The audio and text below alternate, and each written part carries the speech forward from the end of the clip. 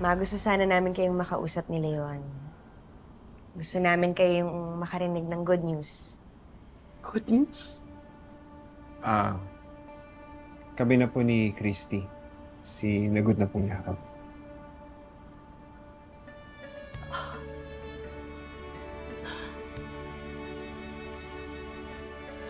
I'm happy. I'm happy para sa inyong dalawa. Salamat, Ma.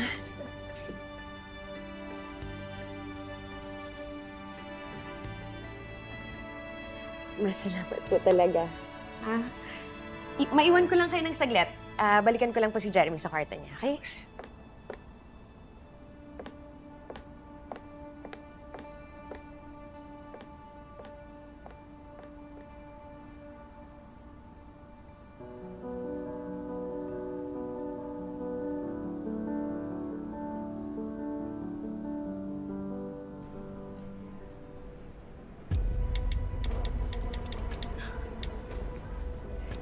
I was thinking about this one and this one too.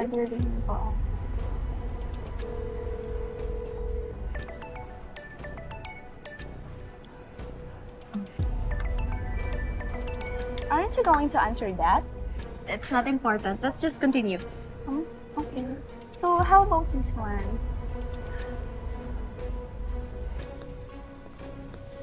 Myra, Yes. pag may naganap sa akin, just call my number ha. May pupuntahan naman. Okay po, ma'am. Alam mo, kung nung isang taon ako tinanong if I will give my blessing para maging kayo ni Christy, diretsahan akong tututo.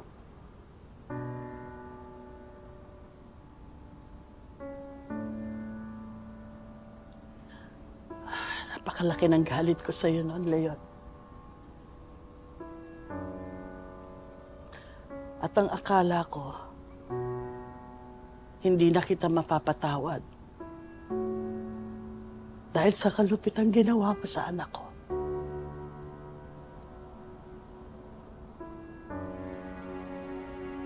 Pero nung naghiwalay si Christy at si Jordan,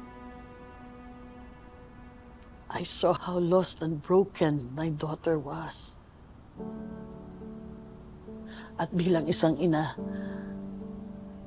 masakit para sa akin na makita ang aking anak na malungkot at parang wala nang drive mabuhay.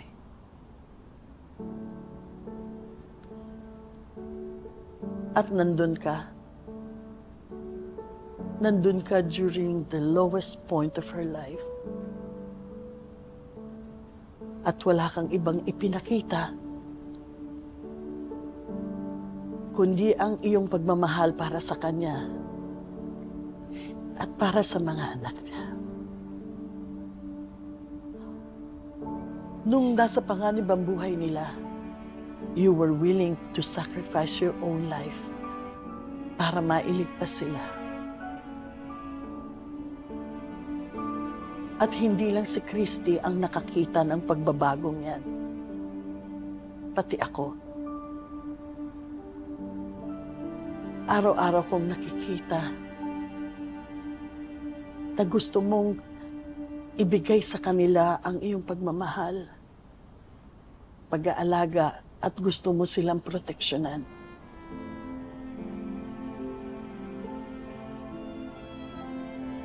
Alam mo, Leon,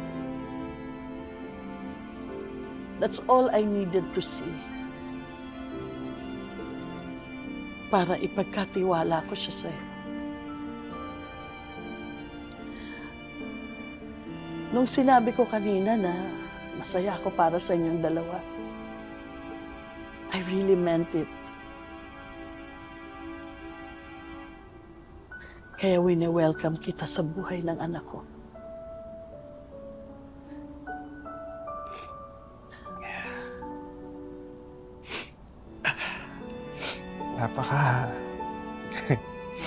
Pasensya na po kayo. Napaka-importante po sa akin na marinig po yun magaling sa inyo, Ma'am Carmen. Ang dami ko pong kasalanan sa'yo. kay Christy sa buong pamilya niyo. Pero wag po kayong mag-aalala. Dahil gagawin ko po ang lahat para maging maligaya si Christy. At gagawin ko ang lahat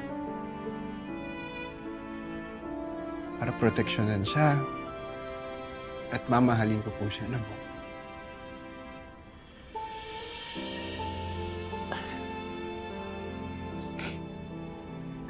Salamat po. Salamat, Len.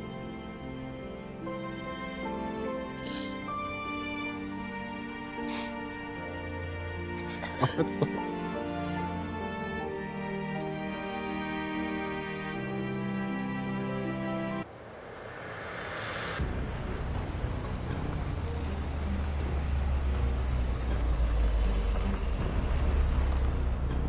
Kuya, pakibilis ah.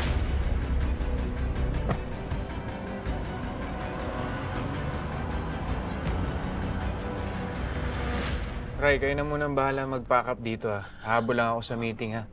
Kailangan kong puntahan yung wedding planner namin. Okay lang po, Boss Jordan. Kami na pong bahala dito. Si Jeff nga pala, natapos siya yung event. Wala pa rin siya. Nagbilin po si Sir Jeff kahapon na baka hindi na po siya makakapunta ngayong araw. Ano? Hindi siya nag-text sa akin ha. Ba't daw siya absent? May importante daw po siyang asikasuhin eh. Sige na, Ray. Salamat. Sige Kayo po. na bahala. Sige po.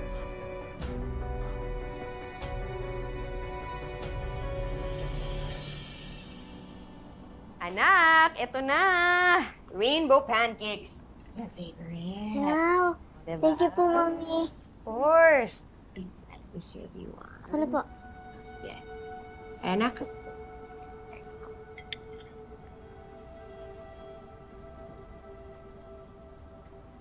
Bakit po?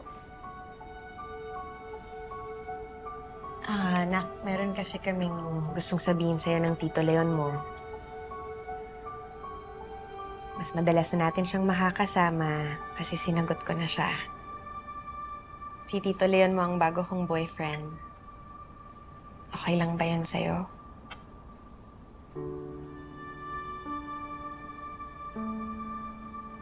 Will you promise po that you will make Mommy happy? And will you promise din po ba na hindi mo po siya papaiyakin? Oo naman, Tori. Pinapangako ko sa'yo na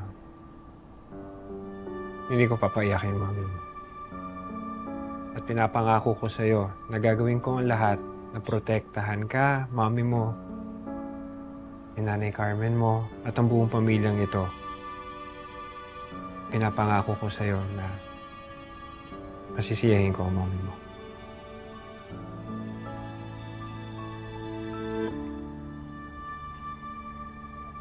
Okay ba yun sa'yo, anak?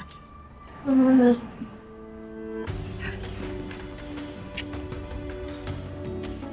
Sabi din po, Mommy. Oo.